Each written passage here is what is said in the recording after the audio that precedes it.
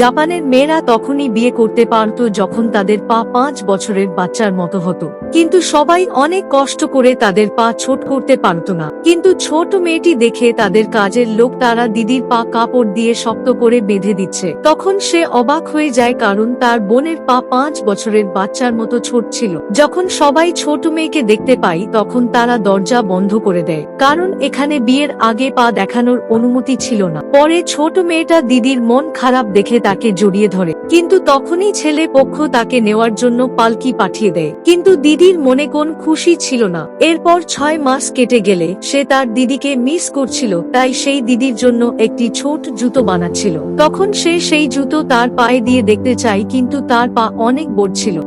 তখন তার মা তাকে ঘরে নিয়ে যায় আর তার পায়ে শক্ত করে কাপড় দিয়ে পেঁচাতে থাকে, যার কারণে মেয়েটি ব্যথার কারণে অনেক জোরে জোরে কাঁদতে থাকে। তখন তার মা তার দিদির মতো সেই ছোট জুতো পরালে সে ব্যথার কারণে কাঁদতে থাকে। এরপর অনেক বছর তার পা বেঁধে রাখার কারণে তার পা 5 বছরের বাচ্চার মতো হয়ে যায়, যার কারণে সে বুঝতে পারে বিয়ের সময় তার দিদির মন কেন খারাপ ছিল।